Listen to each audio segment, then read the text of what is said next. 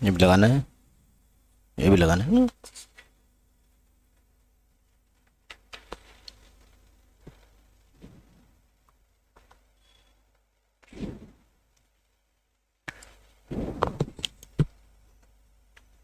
السلام علیکم ورحمۃ اللہ وبرکاتہ، الحمد للہ رب العالمین، والصلاة والسلام علی اشرف الانبیاء والمرسلین نبینا محمد وعلی آلہ واصحابہ اجمعین وبعد۔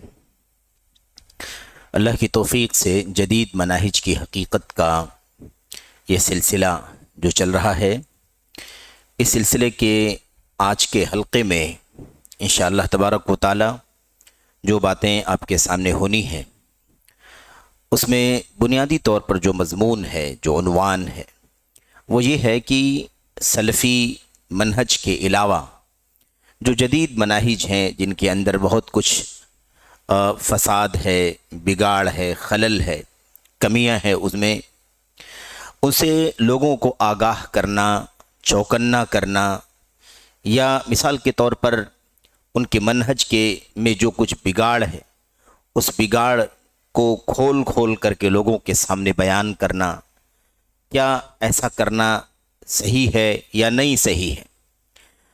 ہم اور آپ دیکھتے ہیں عام طور پر اس بارے میں کافی لوگ جو ہیں وہ بہت ہی زیادہ اپنے آپ کو سنجیدہ بنا کر کے پیش کرتے ہیں۔ اگر کسی جگہ، کسی شخصیت میں، کسی کہہ لیجئے کہ فرقے میں، کسی غیر سلفی راستے میں، منہج میں اگر بگاڑ ہے، فساد ہے، اور بلا شبہ غیر سلفی منہج ہے تو اس میں بگاڑ یقینی ہے، تو ایسی صورت میں اس سے آگاہ جب کیا جائے، چوکنا کیا جائے، اس میں جو کچھ غلطیاں ہیں، کوتاہیاں ہیں، اس سے آگاہ کیا جائے، تو بہت سارے لوگ اس بارے میں ناراضگی کا اظہار کرتے ہیں، خفگی کا اظہار کرتے ہیں، اور ان کا یہ کہنا ہوتا ہے کہ یہ طریقہ مناسب نہیں ہے۔ کسی جماعت کے بارے میں بولنا، کسی شخصیت کے بارے میں بولنا یہ اچھا نہیں ہے، اور آپ کو بولنا ہی ہے تو آپ تنہائی میں ان سے ملاقات کر کے بولیں، اس شخصیت سے ملاقات کر کے بولیں، یا اس شخصیت کے جو فالوورز ہیں ان سے بات کریں، ایسا ہونا چاہیے۔ تو اس سلسلے میں صحیح منہج کیا ہے، صحیح موقف کیا ہے، اس مسئلے میں بھی ہمیں اور آپ کو منہج سلف کی تلاش کرنی ہے۔ صرف اور صرف جذباتی طور پر ہمارے جو اپنے جذبات ہیں اس کے مطابق ہم فیصلہ کر لیں اور یہ کہیں کہ نہیں ایسا کرنا مناسب ہے، ایسا کرنا مناسب نہیں ہے، تو یہ چیز درست نہیں ہے۔ صحیح یہ ہے کہ ہم اور آپ اس مسئلے میں بھی سلفی منہج کو دیکھیں۔ اللہ کے نبی صلی اللہ علیہ وسلم، صحابہ، تابعین، تبع تابعین کا طریقہ کیا تھا، اس میں بھی تو زندگی کا ہر گوشہ، زندگی کا ہر پہلو، زندگی کے ہر موڑ پر ہمیں چاہیے کہ ہم وہی راستہ تلاش کریں جو سلف صالحین کا راستہ تھا۔ تو یہاں بھی ہمیں چاہیے کہ ہم یہی دیکھیں کہ کیا راستہ ہے۔ اسی سے جڑا ہوا جو دوسرا مسئلہ آپ کے سامنے آئے گا وہ یہ آئے گا کہ جب سلفی منہج کے علاوہ جدید مناہج کے اندر جو کچھ خامیاں ہیں، کمیاں ہیں، اسے جب بیان کیا جاتا ہے نا، تو ہمارے بہت سارے ایسے بھائی ہیں جو اعتراض کرتے ہیں اور یہ کہتے ہیں کہ اگر آپ کچھ کمیاں بیان کر رہے ہیں تو کمیوں کے ساتھ ساتھ بہت ساری اچھائیاں ہیں ان کے اندر، اچھائیوں کو کیوں نہیں بیان کرتے؟ اچھائیاں بھی بیان کیجیے آپ، یہ خوبی ہے، یہ خوبی ہے، یہ اچھائی ہے، یہ فلاں ہے، اسے بھی بیان کرنا ضروری ہے، اس طرح سے لوگ کہتے ہیں۔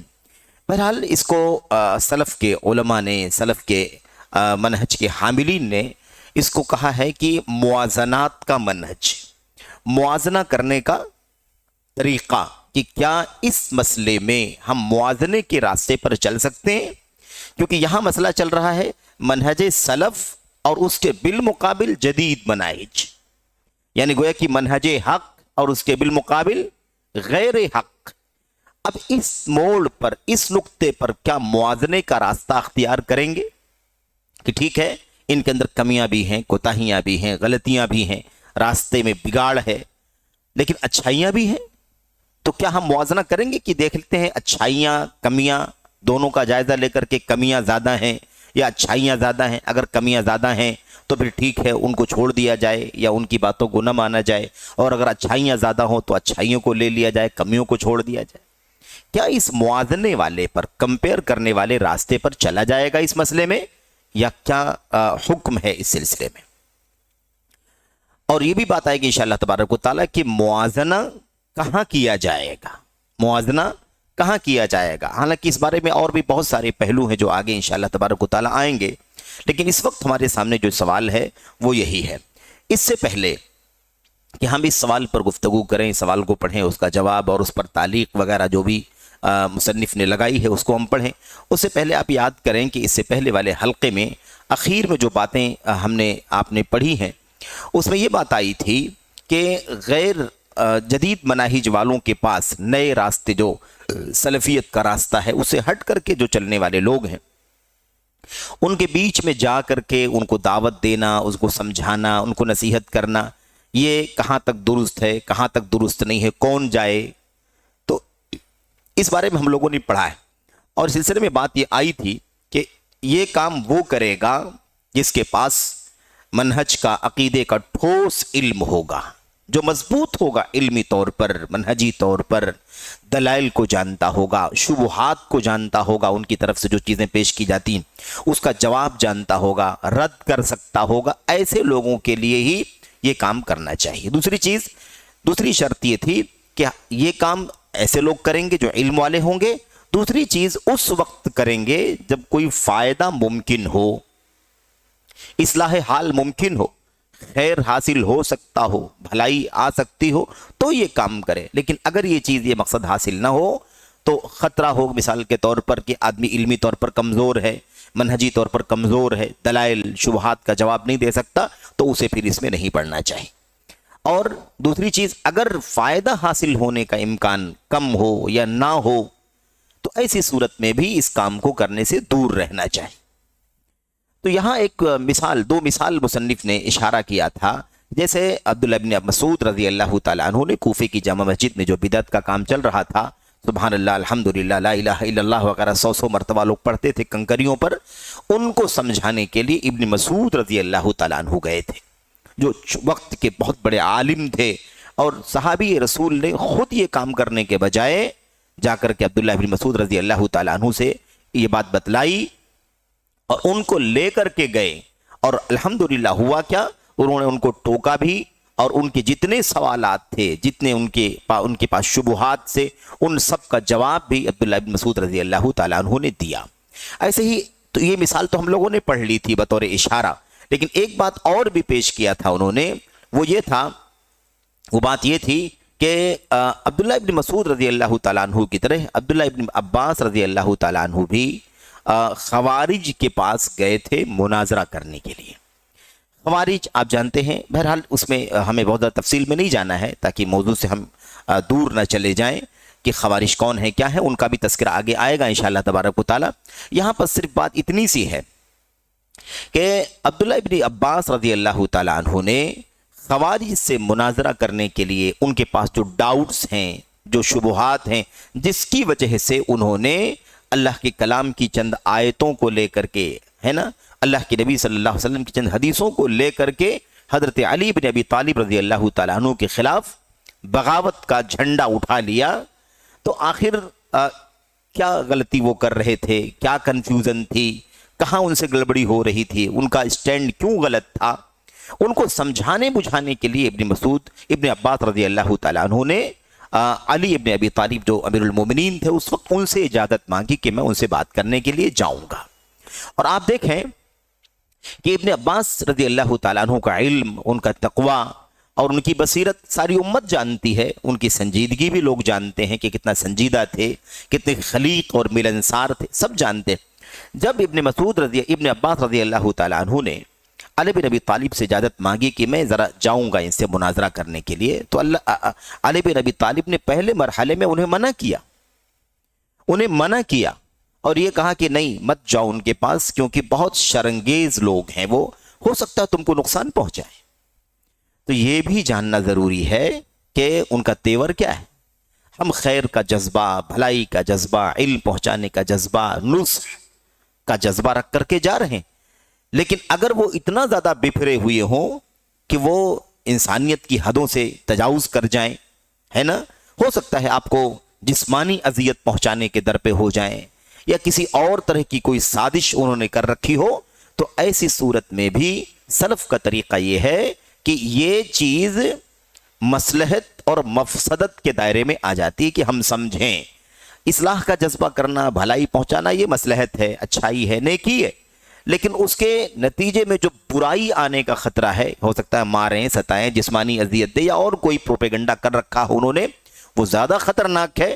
تو اس فساد سے بچنے کے لیے اس کام سے ابھی دوری اختیار کی جائے گی، توقف کیا جائے۔ اس میں بہت زیادہ بہادری دکھانے کی ضرورت نہیں ہے، کیونکہ ہر جگہ اسلام ہمیں اصول سکھاتا ہے، ضابطہ سکھاتا ہے۔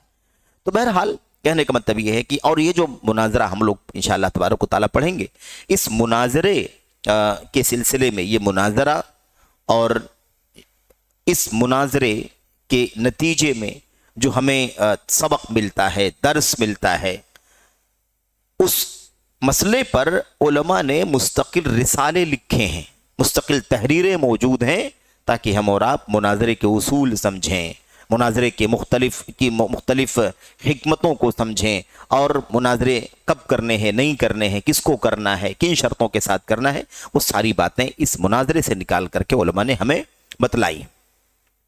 خیر، تو خلاصہ یہ ہے کہ عبداللہ ابن عباس رضی اللہ تعالیٰ عنہ نے مناظرہ کیا تھا۔ کیا مناظرہ تھا، ہم اس کو سرسری طور پر پڑھ لیتے ہیں۔ عبداللہ ابن عباس رضی اللہ تعالیٰ عنہ خود بیان کرتے ہیں کہ جب خوارج نے امیر المومنین علی رضی اللہ تعالیٰ عنہ کے خلاف بغاوت کیا تو ان کی فوج سے الگ ہو کر ایک چھاؤنی میں اکٹھا ہو گئے، ایک چھاؤنی میں اکٹھا ہو، فوج سے نکل گئے، کہا نہیں ہم آپ کا ساتھ نہیں دیں گے، الگ ہو گئے اور جا کر کے ایک چھاؤنی میں، ایک گھر میں اکٹھا ہو گئے۔ ان کی تعداد 6000 تھی، 6000 لوگ تھے۔ آپس میں ان لوگوں نے یہ مشورہ کیا اور اس بات پر متفق ہو گئے کہ انہیں علی بن ابی طالب رضی اللہ تعالیٰ عنہ کے خلاف جنگ کرنے کے لیے نکلنا ہے، یعنی خود خلیفہ وقت کے خلاف بغاوت کرنا ہے، جھنڈا اٹھانا ہے۔ اور لوگ علی رضی اللہ تعالیٰ عنہ کے پاس مسلسل آ کر خبر دینے لگے کہ خوارج ان کے خلاف جنگ کی تیاریاں کر رہے ہیں۔ لوگ بتانے لگے کہ امیر المومنین جو آپ کے فوج سے، آپ کے لشکر سے الگ ہوئے ہیں، فلاں فلاں جگہ اکٹھا ہیں اور آپ کے خلاف جنگ کرنے کی تیاری کر رہے ہیں۔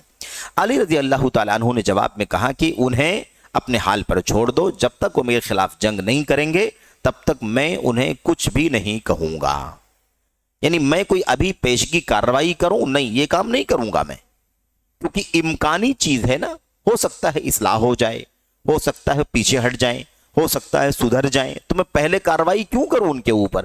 جب وہ بغاوت کا کوئی کام کریں گے تو میں کارروائی کروں گا، یہ چیز ہے۔ اچھا، کہتے ہیں کہ ساتھ ساتھ انہوں نے یہ بھی کہا کہ لیکن وہ ضرور بغاوت کریں گے اور ضرور میرے خلاف کھڑے ہوں گے۔ بہرحال ایک دن ظہر کی نماز کے بعد علی بن ابی طالب رضی اللہ تعالیٰ عنہ کے پاس ابن عباس کہتے ہیں کہ میں آیا اور میں نے ان سے کہا اے امیر المومنین، آج ظہر کی نماز ذرا سا رک کر کے پڑھیے، ذرا سا رک کر کے پڑھیے، میں خوارج کے پاس جانا چاہتا ہوں تاکہ انہیں جا کر کے کچھ سمجھانے کی کوشش کروں کہ بھئی آپ لوگ کیوں بغاوت کر رہے ہو، کیا چیز تمہیں غلط لگ رہی ہے، امیر المومنین نے کیا غلط کر دیا ہے جس کی وجہ سے تم ان کا ساتھ دینے سے دور ہٹ گئے اور بغاوت کے لیے کھڑے ہو گئے۔ تو انہوں نے کہا، یعنی علی بن ابی طالب نے کہا، مجھے ڈر ہے کہ وہ تمہیں نقصان پہنچائیں گے، مجھے ڈر ہے کہ تمہیں نقصان پہنچائیں گے۔ میں نے عرض کیا، یعنی ابن عباس نے کہا ہرگز نہیں، انشاءاللہ ایسا کچھ نہیں ہوگا۔ ان کا ایک اندازہ تھا کہ کیا ماحول ہے اور جانا مناسب ہے اور کوئی فتنے کا اندیشہ نہیں ہے۔ انہوں نے یہ پیشکش کی۔ ابن عباس کہتے ہیں کہ میں چونکہ خوش اخلاق تھا، یعنی بہت اچھے اخلاق والا تھا اور کسی کو ایذا نہیں پہنچاتا تھا، اس لیے امیر المومنین نے میری درخواست منظور کر لی۔ تو اس سے معلوم پڑتا ہے کہ جو ذمہ دار ہو اسے اس چیز کو دیکھنا بہت ضروری ہے، اور یہ چیز امیر المومنین کے اختیار کی ہے کہ وہ اس چیز کو سمجھے، اور ایسا نہیں ہونا چاہیے کہ سب لوگ اکٹھا ہو کر کے اس بات پر مصر ہو جائیں کہ نہیں فلاں کو اس کام کے لیے بھیجنا چاہیے، کیونکہ فلاں کو بھیجنا چاہیے۔ اس چیز کو جاننے والا کون ہوگا؟ جو ذمہ دار ہوگا۔ ذمہ دار اس چیز کو سمجھے گا کہ کون اس کا اہل ہے اور کون اس کا اہل نہیں ہے۔ بہرحال کہتے ہیں کہ میں نے ایک بہترین یمنی لباس پہنا اور خوب بن سنور کر دوپہر کے وقت ان کے پاس پہنچا۔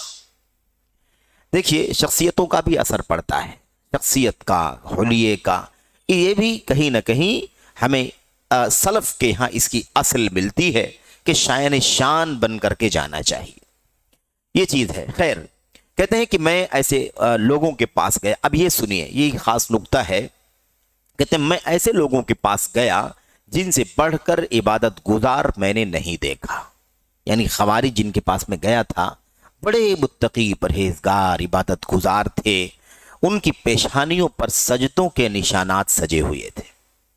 اب بتائیے، اتنا نماز روزہ کرنے والے لوگ، تہجد گزار لوگ، لیکن کام کیا کیا ہوا ہے؟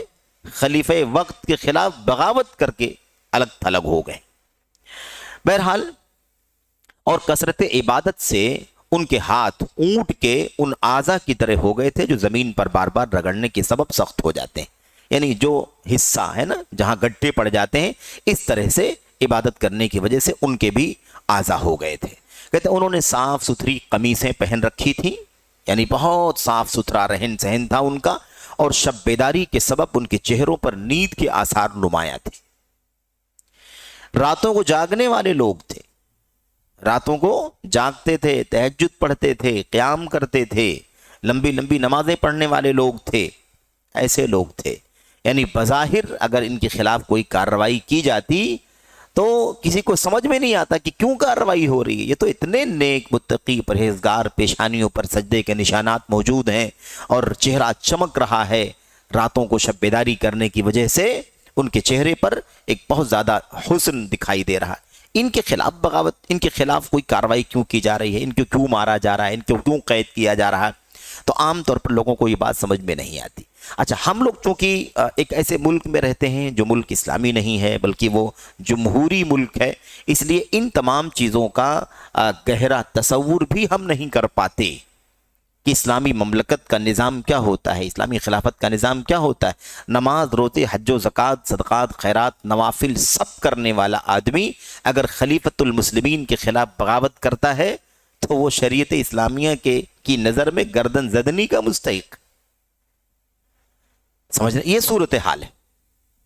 بہرحال تو دیکھیں کیا ہوا، کہتے ہیں کہ میں ان کے پاس گیا، میں نے انہیں سلام کیا، کیا کہا؟ کہتے ہیں انہوں نے جواب میں کیا کہا؟ ابن عباس خوش آمدید، یعنی استقبال کیا، کہیے کیسے آنا ہوا؟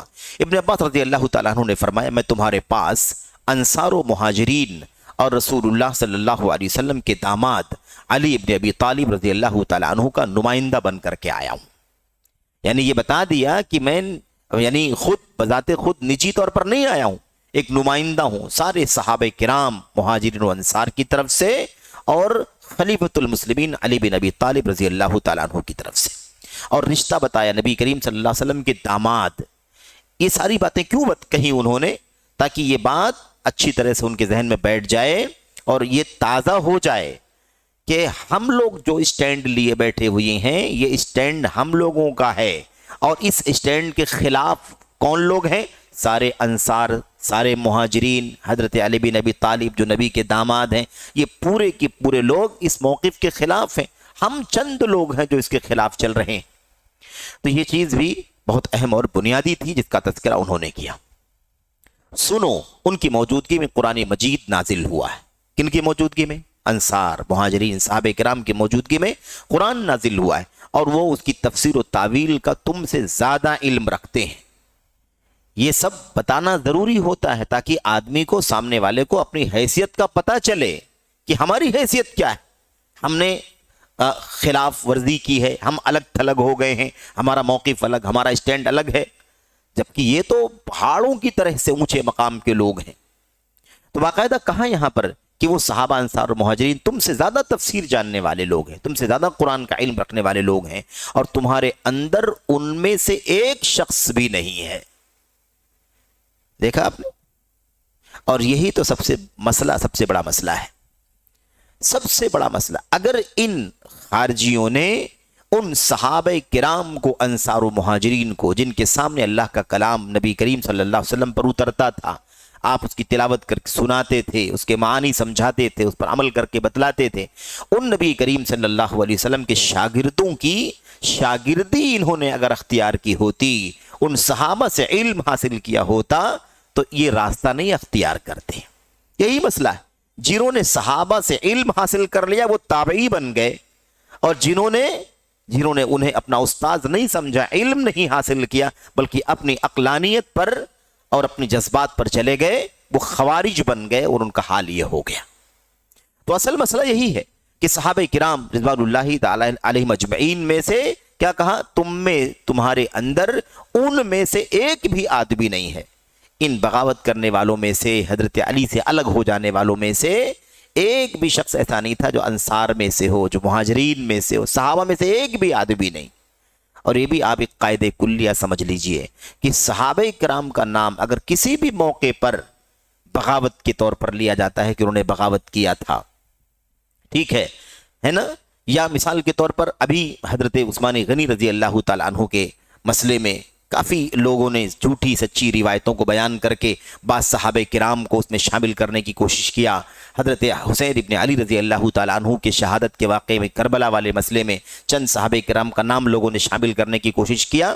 یاد رکھیں کہ کوئی بھی مستند روایت نہیں ہے، صحیح روایت نہیں، جس سے ثابت ہوتا ہو کہ مثال کے طور پر حضرت حسین ابن علی رضی اللہ تعالیٰ عنہ کی شہادت میں میرے بھائیوں اب عبد الرحمن بن بکر کا ہاتھ ہوگا، یا حضرت عبداللہ بن عمر کا ہاتھ ہوگا، یا کسی بھی طرح کی کوئی شراکت ہوگی، ایسی کوئی بھی بات سرے سے ثابت نہیں ہے.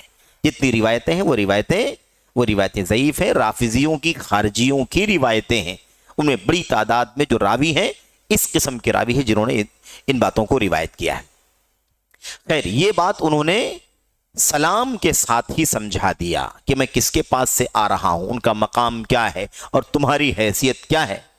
اس کے بعد جب یہ بات انہوں نے کہی تو ان خارجیوں میں سے کچھ لوگوں نے کیا کہا، کچھ لوگوں نے کہا کہ قریش کے لوگوں سے بحث کرنے کی کوشش مت کرو. یہ قریش کے لوگ ہیں جن کے بارے میں قرآن میں اللہ نے فرمایا ہے کہ یہ تو بڑے جھگڑالو ہیں، بل ہم قوم خصیمون، یہ تو بڑے جھگڑالو ہیں. دیکھو پہنچتے ہی تمہید میں اتنی ساری باتیں کہہ دیا، تم صحابہ میں سے نہیں ہو، انصار میں سے نہیں، مہاجرین میں سے نہیں، میں اللہ کے نبی کے داماد کے پاس سے آیا ہوں جن کے سامنے قرآن اترا ہے، اور تم میں سے کوئی بھی اس حیثیت کا آدمی نہیں ہے. اتنی ساری باتیں کہہ رہے. تو اب قریش کے لوگوں سے تم کو بات کرنے کی ضرورت نہیں ہے، کیونکہ یہ بڑے ان کے پاس بات کرنے کے طریقے ہوتے ہیں، اور یہ بڑی جھگڑالو قوم ہے. یہ اللہ تعالیٰ نے فرمایا ہے، ایسا ان لوگوں نے کہا.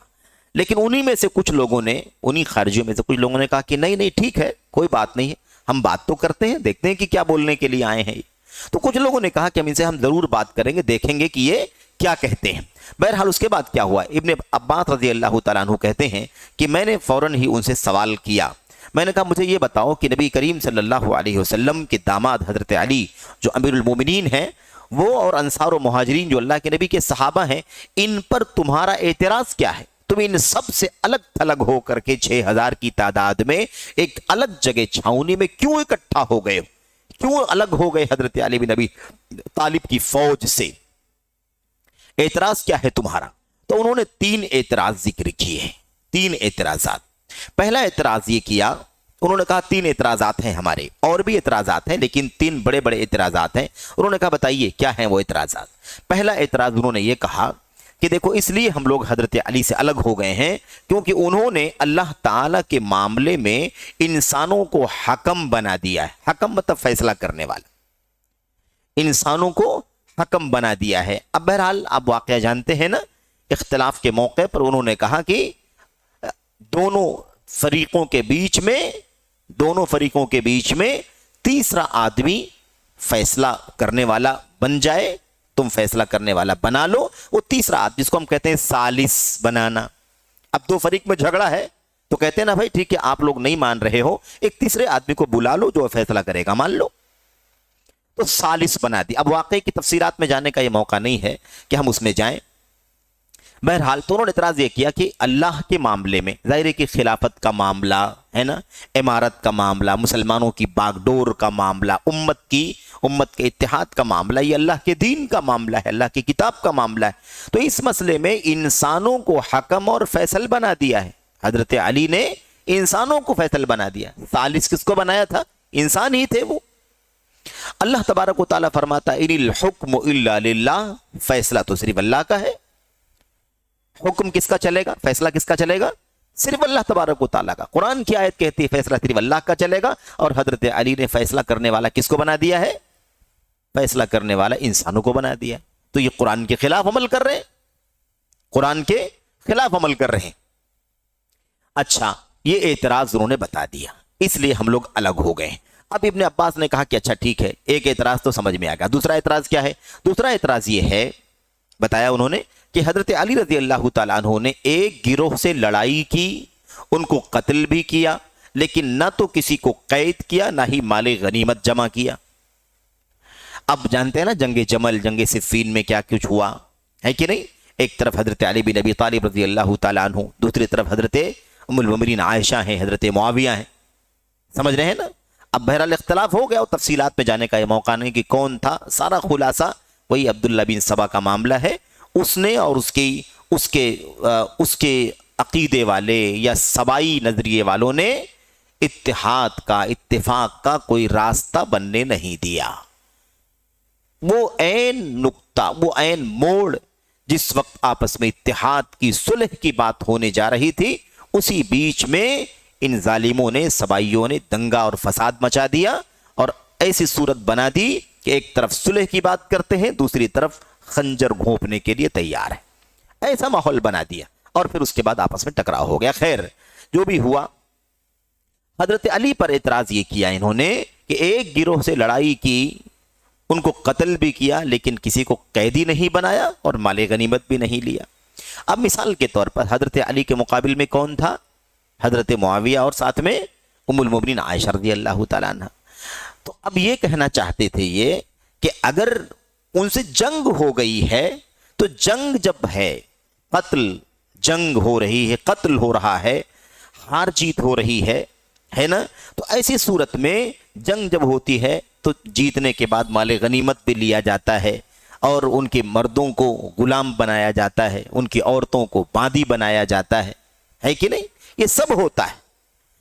تو جب لڑائی ہو گئی, خوریزی بھی ہوئی, تو پھر آخر کسی کو قیدی کیوں نہیں بنایا؟ مال غنیمت کیوں نہیں لوٹ کر کے جمع کیا؟ یہ کیوں نہیں کیا انہوں نے؟ یہ اعتراض کیا. اب اگر سوال کیا کیا؟ اعتراض کیا, اگر وہ کافر تھے تو انہیں قیدی بنانا اور ان کا مال غنیمت لینا دونوں حلال ہے. اگر وہ کافر تھے, سامنے والے حضرت علی کے مقابل میں, نعوذ باللہ, اگر وہ کافر تھے تو ان کو قیدی بنانا اور ان کا مال غنیمت لینا دونوں حلال ہے. اور اگر مومن تھے تو ان سے لڑنا بھی جائز نہیں تھا. اعتراض کیا تھا؟ اگر مومن تھے تو لڑائی بھی نہیں کرنی چاہیے تھی, اور اگر لڑائی کی ہے تو کافر سمجھ کر کے لڑائی کی ہے, اس لیے لڑائی جائز ہے, تو لڑائی اگر جائز تھی تو مال غنیمت بھی لینا چاہیے تھا, قیدی بھی بنانا چاہیے. تو ایسا حضرت علی نے کیوں کیا؟ یہ دوسرا اعتراض. حضرت ابن عباس نے کہا کہ ٹھیک ہے, دوسرا اعتراض یہ ہو گیا. تیسرا اعتراض کیا ہے؟ اس کا جواب. دوسرا اعتراض یہ تھا کہ جب دونوں فریقوں میں صلح ہونے لگی, بعد میں جب صلح کا وقت آیا, تو اس معاہدے کے وقت علی بن ابی طالب جو امیر المومنین تھے, انہوں نے اپنے نام کے آگے سے امیر المؤمنین ختم کر دیا, کیونکہ امیر المومنین نہیں مانتے ہم آپ کو.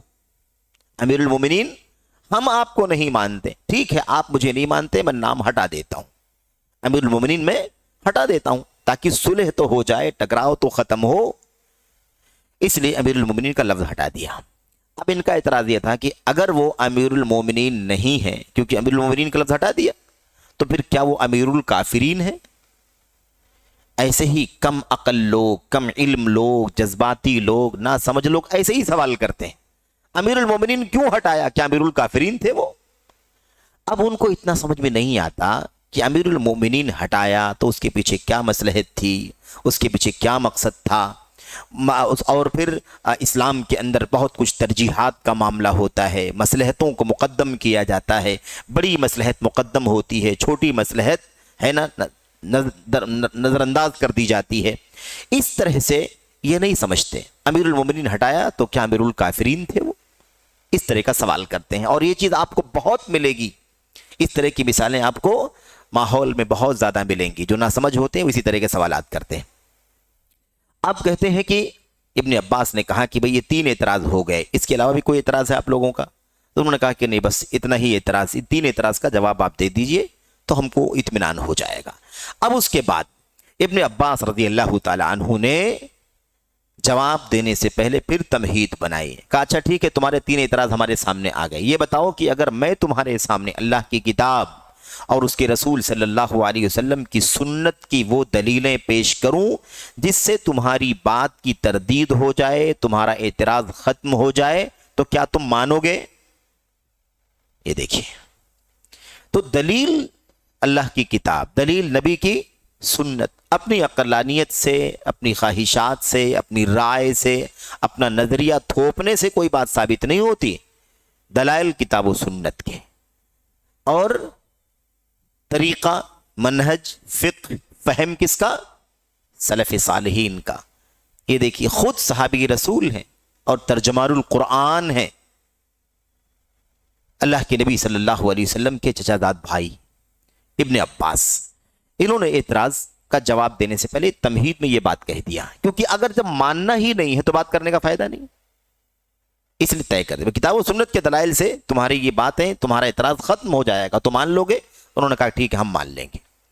اب اس کے بعد انہوں نے جواب دیا، پہلا اعتراض جو تھا اس کا جواب، کہا جہاں تک تمہارا پہلا اعتراض ہے کہ حضرت علی بن ابی طالب رضی اللہ تعالیٰ عنہ نے اللہ کی شریعت کے معاملے میں انسانوں کو حکم بنایا، فیصلہ کرنے والا بنایا، ثالث بنا دیا، تمہارا یہ اعتراض ہے نا، تو میں تمہیں کتاب اللہ کی وہ آیت کریمہ سناتا ہوں جس میں اللہ تعالیٰ نے ایک خرگوش کے مسئلے میں، خرگوش کے شکار کے مسئلے میں، جس کی قیمت 1/4 درہم سے زیادہ نہیں ہوتی، اللہ تبارک و تعالیٰ نے حکم اور فیصلہ کس کے حوالے کیا ہے؟ انسانوں کے حوالے کیا ہے۔ جواب کیا دیا؟ جواب یہ دیا کہ تم کو اعتراض ہے کہ کیوں انہوں نے ثالث بنا دیا، ان الحکم الا للہ، فیصلہ اللہ تعالیٰ کا ہے، تم یہ کہہ رہے ہو، میں تم کو 1 آیت 2 آیت ایسی سناتا ہوں جس میں خود اللہ تبارک و تعالیٰ نے ایک چھوٹے سے مسئلے میں، بڑا مسئلہ نہیں، خلافت کا، حکومت کا، امامت کا یہ مسئلہ نہیں تھا، چھوٹے سے مسئلے میں اللہ تبارک و تعالیٰ نے فیصلے کی ذمہ داری انسانوں کے حوالے خود کی ہے، خود اللہ نے فیصلے کی ذمہ داری کس کو دی ہے؟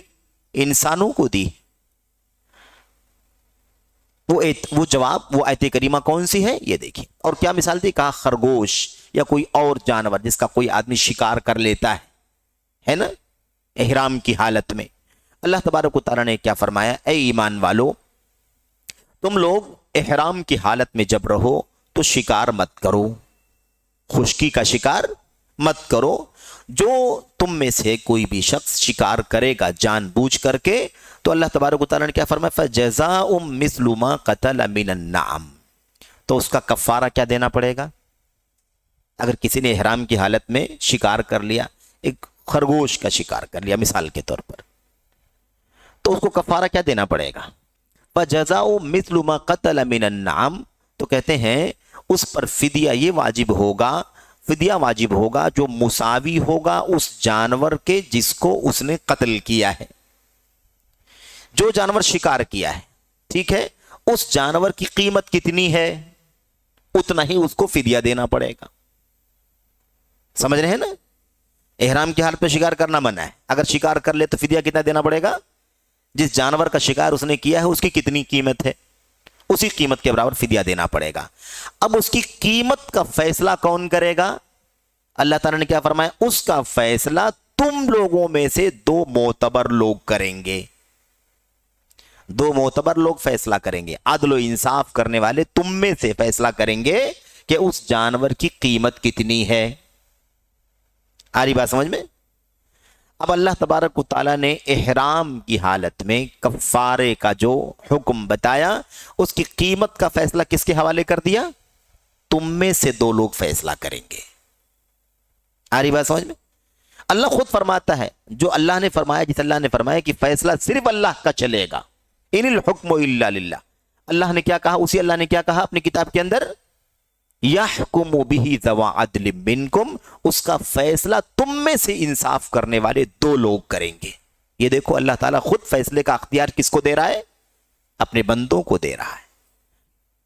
اچھا، اسی طرح سے ایک مثال دی ابن عباس نے ایک آیت کریمہ پڑھ کر کے مسئلہ سمجھایا کہ دیکھو اللہ تعالیٰ نے اس چھوٹے سے مسئلے کا فیصلہ کرنا کس کے حوالے کیا؟ انسانوں کے حوالے کیا۔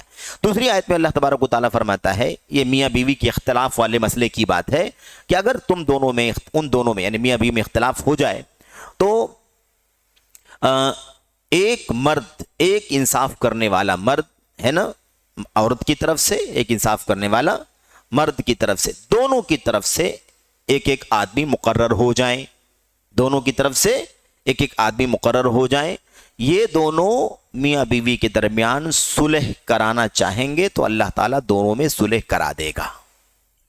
اب آپ دیکھیے میاں بیوی کے اختلاف میں اللہ تبارک و تعالیٰ نے فیصلہ کرنے کا اختیار کس کو دیا؟ انسانوں کو، ایک شخص عورت کی طرف سے، ایک شخص مرد کی طرف سے، شوہر کی طرف سے ایک، بیوی کی طرف سے ایک۔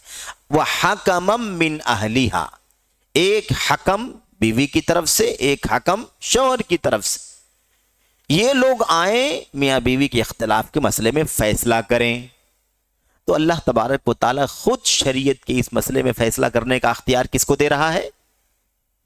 انسانوں کو دے رہا ہے، ایک مرد، ایک انصاف کرنے والا عورت کی طرف سے، ایک فیصلہ کرنے والا مرد کی طرف سے۔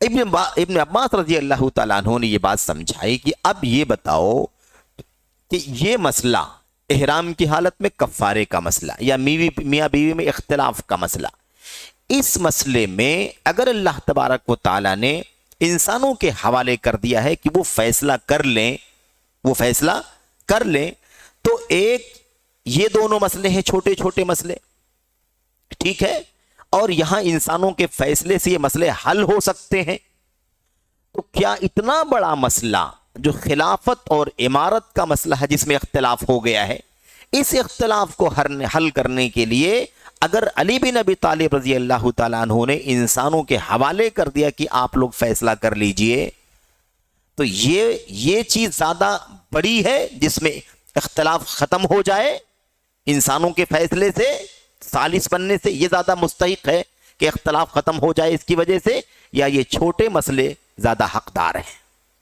ان دو چھوٹے مسئلوں سے، یا ایسے اور بہت سارے مسائل ہیں، ان سے کہیں زیادہ اہم مسئلہ امارت کا، خلافت کا مسئلہ ہے۔ اگر اس مسئلے میں صلح ہو جانے کے لیے اگر امیر المومنین نے کسی کو ثالث بنا دیا، کسی کو حکم بنا دیا کہ بھائی یہ تیسرے، ان کسی کو ثالث بنا لو، تیسرے آدمی کو بلا لو اور وہ جو فیصلہ کرے گا اس پر ہم لوگ صلح کر لیں گے، تو ابن عباس رضی اللہ تعالیٰ عنہ نے اس مسئلے کو سمجھایا کہ دیکھو سمجھو، اللہ تبارک و تعالیٰ نے خود قرآن کی آیتوں میں دو چھوٹے چھوٹے مسئلے میں لوگوں کو فیصلہ کرنے کا اختیار دیا ہے، تو اتنے بڑے مسئلے میں اگر لوگوں کے فیصلے سے اگر اختلاف ٹل جاتا ہے، صلح ہو جاتی ہے، تو یہ بہتر نہیں ہے؟ یہ بہتر ہے کہ نہیں بہتر ہے؟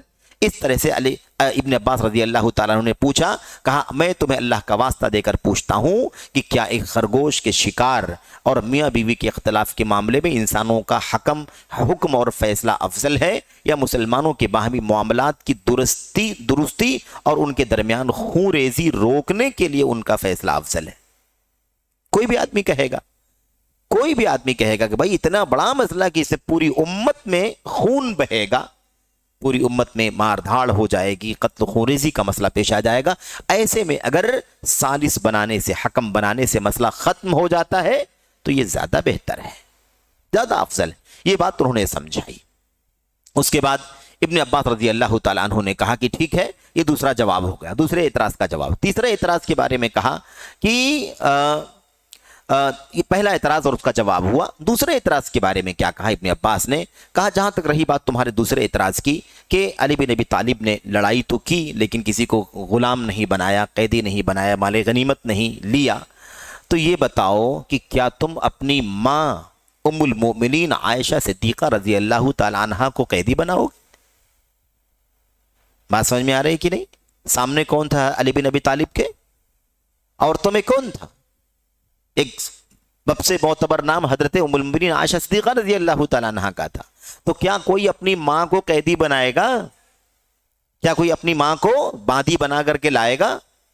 انہوں نے سمجھایا، بہت اچھی طرح سمجھایا کہ تم یہ کہتے ہو کہ غلام کیوں نہیں بنایا، مال غنیمت کیوں نہیں لوٹا، کیوں نہیں جمع کیا، تو یہ بتاؤ کہ کیا تم اپنی ماں عائشہ رضی اللہ تعالیٰ عنہا کو قیدی بناؤ گے؟ اور جو چیزیں دوسری بادیوں کے ساتھ حلال ہوتی ہیں ان کے ساتھ بھی حلال کرو گے. لوڈیوں کے ساتھ حلال ہوتا ہے کہ نہیں صحبت کرنا؟ جنسی تعلق قائم کرنا حلال ہو جاتا ہے کہ نہیں حلال ہوتا ہے؟ تو کیا نعوذ باللہ اپنی ماں کے ساتھ اس کو حلال سمجھو گے؟ کیسی بات کرتے ہو تم؟ یہ بات انہوں نے سمجھائی. اللہ کی قسم، یہ دیکھیے اب یہاں پر غیرت کا یہ بھی ایک طریقہ ہے گفتگو کرنے میں، معاملات مسائل پر اس طرح کی چیزیں بھی آتی ہیں. اللہ کی قسم اگر تم ایسا کرو گے تو کافر ہو جاؤ گے. ایسا کرو گے تو کافر ہو جاؤ گے. یعنی اگر ام المؤمنین عائشہ کو باندی بناؤ گے، لوڈی بناؤ گے نعوذ باللہ، اور ان کے ساتھ وہی سب حلال سمجھو گے جو کسی غلام اور لوڈی کے ساتھ حلال ہوتا ہے، تو تم کافر ہو جاؤ گے. کیوں؟ اس لیے کہ وہ تمہاری ماں ہے. اور اگر تم یہ کہو گے کہ ہماری ماں ہی نہیں ہے، اگر ماں کہنے سے انکار کرو گے تو قرآن کا انکار کرنے کی وجہ سے کافر ہو جاؤ گے. دونوں صورت میں کافر ہو جاؤ گے. اگر ماں ماننے سے انکار کر دو گے تو بھی کافر ہو جاؤ گے، اور اگر ماں مانتے ہو اور کہو گے کہ لوڈی اور غلام بنانا چاہیے تھا اور لوڈی غلام بنا کر کے وہ سارے کام کرنا چاہو گے جیسے لوگ کرتے ہیں، تب بھی تم کیا ہو جاؤ گے؟ کافر ہو جاؤ گے. تو دونوں صورتوں میں یہ معاملہ ہے، کیونکہ اللہ تبارک و تعالیٰ فرماتا ہے النبی اولی بالمؤمنین من انفسہم وازواجہ امہاتہم. نبی صلی اللہ علیہ وسلم مومنوں پر خود ان سے بھی زیادہ حق رکھنے والے ہیں، اور نبی کی بیویاں مومنوں کی مائیں ہیں. نبی کی بیویاں کیا ہیں؟ مومنوں کی مائیں. تو بہرحال ابن عباس رضی اللہ تعالیٰ نے سمجھایا کہ تم دو گمراہیوں کے بیچ میں ہو، دو گمراہی کے بیچ میں ہو. اگر ماں ماننے سے انکار کرو گے تو بھی کافر ہو جاؤ گے، اور ماں مانتے ہو اور ان کو باندی بنانے کی بات کرو گے تو بھی کیا ہو جاؤ گے؟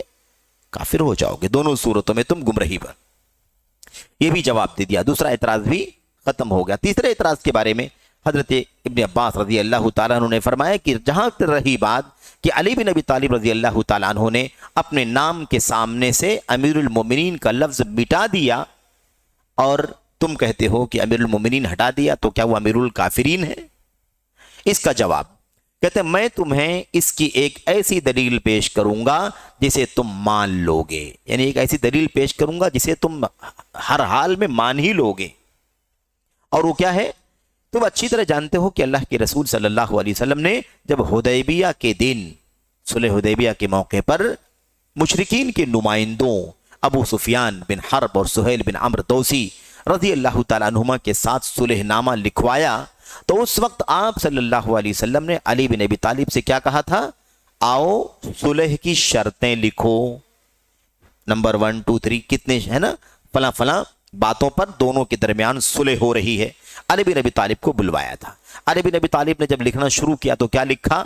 ان شرائط کے مطابق جو شرطیں نیچے آ رہی ہیں ہے نا، ان شرائط کے مطابق محمد الرسول اللہ صلی اللہ علیہ وسلم نے قریش مکہ کے ساتھ صلح کی ہے.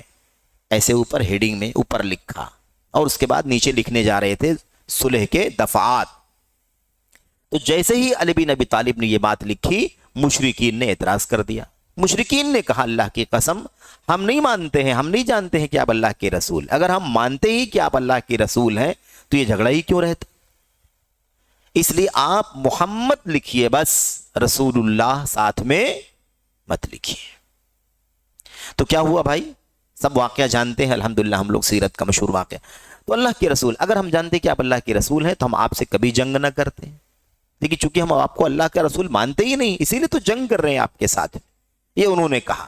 تو نبی کریم صلی اللہ علیہ وسلم نے کیا فرمایا تھا؟ آپ نے فرمایا تھا اے اللہ یقیناً تو جانتا ہے کہ میں اللہ کا رسول ہوں. یعنی میرے رسول ہونے میں، میرے سچا ہونے میں کوئی شک کی بات نہیں ہے، لیکن یہ لوگ نہیں مان رہے ہیں، یقین نہیں رکھتے ہیں، اس لیے علی اسے مٹا دو. میرے نام کے ساتھ جو رسول اللہ لکھا ہوا ہے، رسول اللہ کو کیا کر دو؟ رسول اللہ کا لفظ ہٹا دو، مٹا دو. یہ لکھو کہ یہ وہ معاہدہ ہے جس کے مطابق محمد بن عبداللہ نے صلح کی ہے کہ نہیں؟ یہ واقعہ تو تاریخ کا سچا واقعہ صحیح بخاری وغیرہ کے اندر موجود ہے، کوئی معاملہ نہیں ہے. اب کہتے ہیں کہ یہ بتاؤ کہ اگر صلح کے موقع پر، تاکہ صلح ہو جائے، دونوں فریقوں میں صلح ہو جائے، ٹکراؤ ختم ہو جائے، اس مقصد کے لیے نبی کریم صلی اللہ علیہ وسلم نے اپنے نام کے سامنے سے رسول اللہ مٹوا دیا، تو کیا علی بن ابی طالب رضی اللہ تعالیٰ عنہ صلح کی مقصد سے، صلح کی غرض سے اپنے نام کے آگے سے امیر المومنین نہیں ہٹا سکتے؟ رسول اللہ کے لفظ کو اگر ہٹایا جا سکتا ہے صلح کی مصلحت سے، تو کیا امیر المومنین کا لفظ نہیں ہٹایا جا سکتا؟ بالکل ہٹایا جا سکتا ہے۔ اچھا، جیسے رسول اللہ کا لفظ ہٹانے سے اللہ کی رسول کی رسالت پر کوئی فرق نہیں پڑا، آپ رسول ہیں، رسول تھے، ہے نا، کسی کے نہ ماننے سے کیا ہوتا ہے؟ ایسے ہی علی بن ابی طالب کو اگر امیر المومنین نہیں مانتے ہیں تو نہ مانے، لیکن امیر المومنین ہیں کہ نہیں ہے، وہ ہیں، وہ تو نہ لکھنے سے فرق نہیں پڑے گا۔ تو مصلحت کی بنیاد پر صلح کی غرض سے اس کو مٹا دیا۔ تو یہاں پر باقاعدہ یہ مثال پیش کی، اور ابن عباس رضی اللہ تعالیٰ عنہ نے کہا اللہ کی قسم رسول اللہ صلی اللہ علیہ وسلم علی سے کہیں زیادہ افضل اور بہتر ہے کہ نہیں؟ آپ نے اگر رسول اللہ کا لفظ ہٹا دیا تو علی بن ابی طالب کے لیے ہٹانے میں کون سی حرج کی بات ہے؟ بالکل امیر المومنین ہٹا دینا چاہیے۔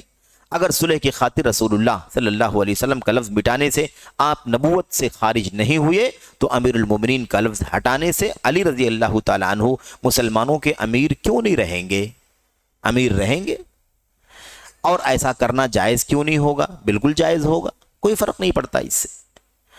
عبداللہ بن عباس رضی اللہ تعالیٰ عنہ کے جوابات دلائل سے کہتے ہیں کہ لاجواب ہو کر، ان کے دلائل سے لاجواب ہو کر 2000 خارجی اپنے موقف سے تائب ہو گئے، یعنی اپنے موقف کو چھوڑ دیا، رجوع کر لیا، اپنی غلطی مان لیا، اور 6000 میں سے 2000 لوگوں نے توبہ کر کے علی بن ابی طالب کا ساتھ دیا، جبکہ 4000 لوگ اپنی خارجیت پر ہی اڑے رہے اور بات کو نہیں مانا۔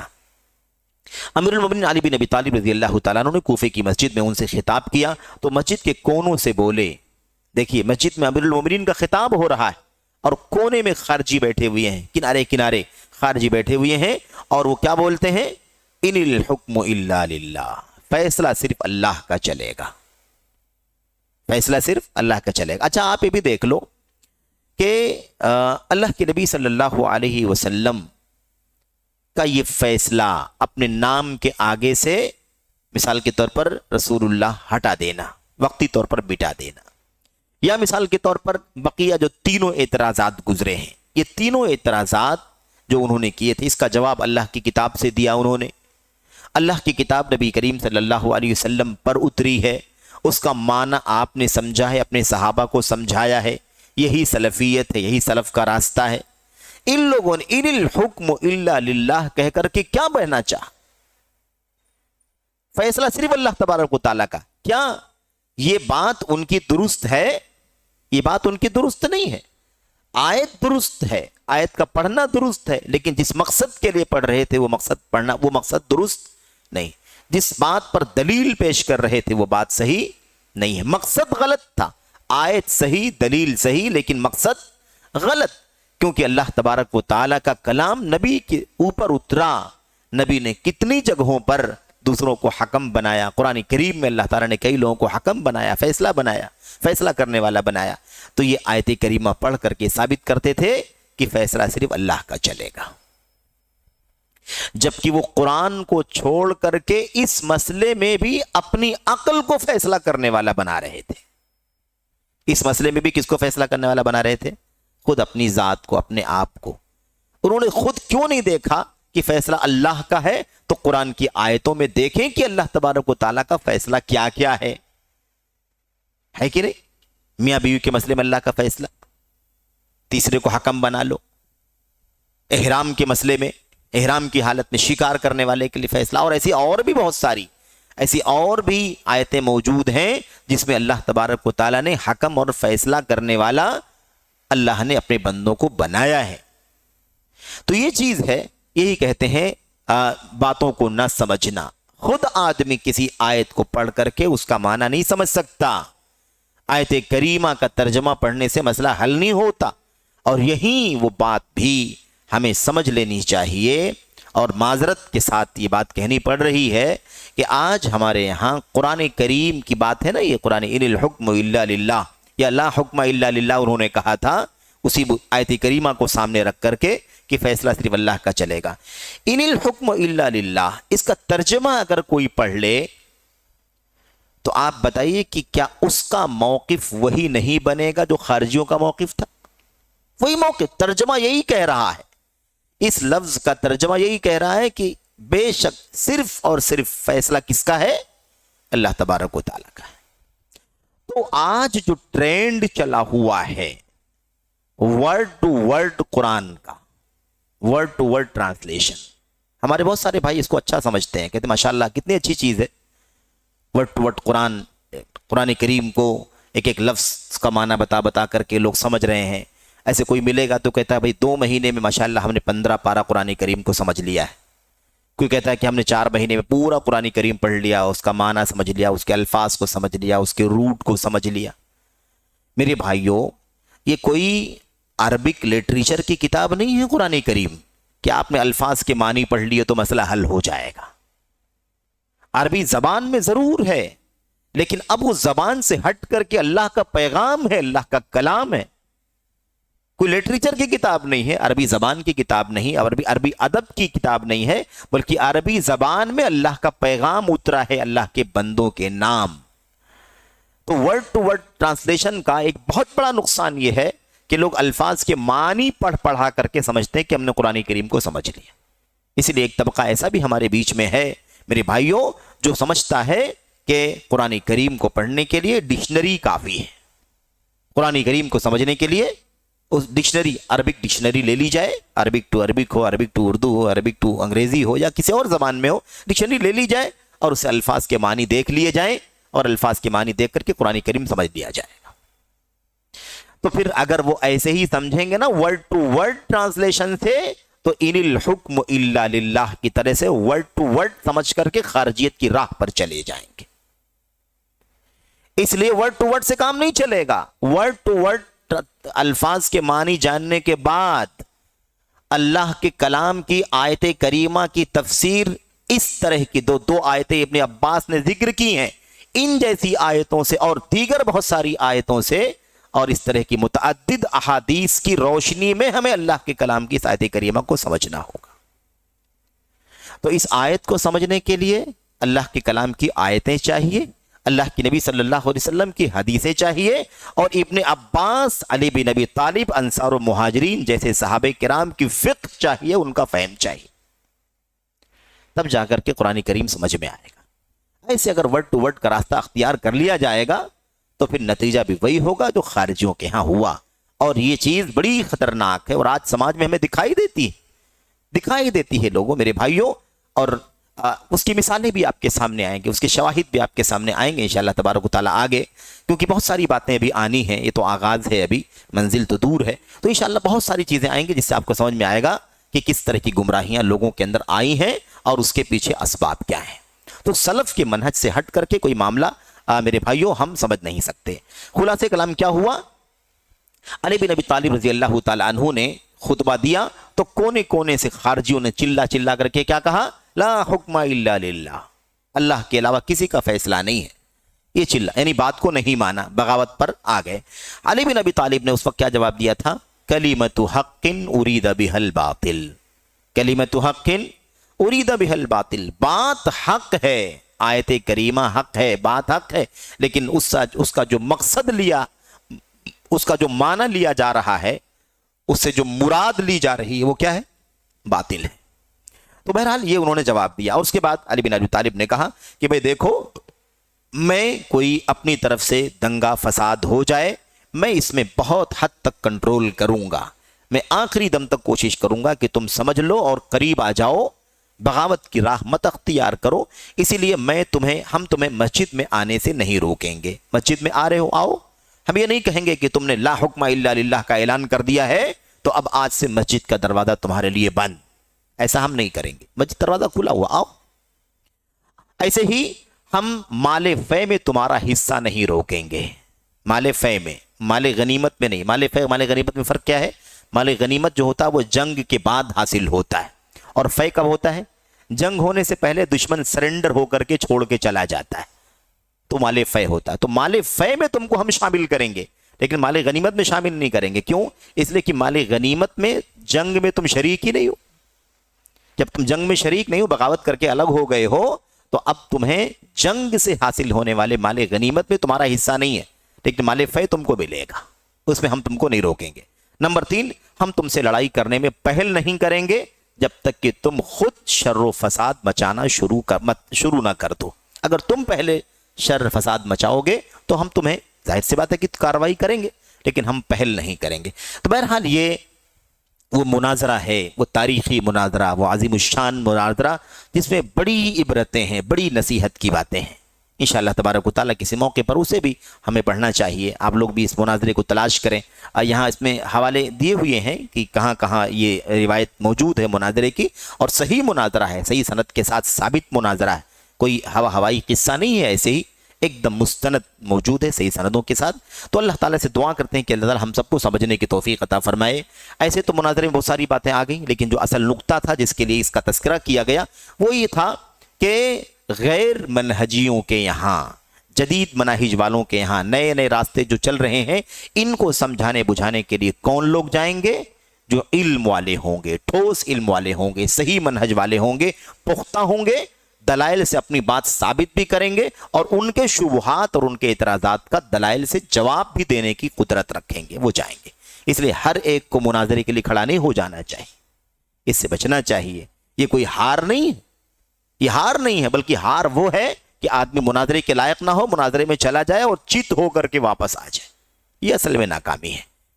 اللہ سے دعا ہے کہ اللہ تعالی ہم سب کو سمجھنے کی توفیق عطا فرمائے. آمین رب العالمین. وصلی اللہ وسلم وبارک علی نبینا محمد وعلی آلہ وصحبہ اجمعین. السلام علیکم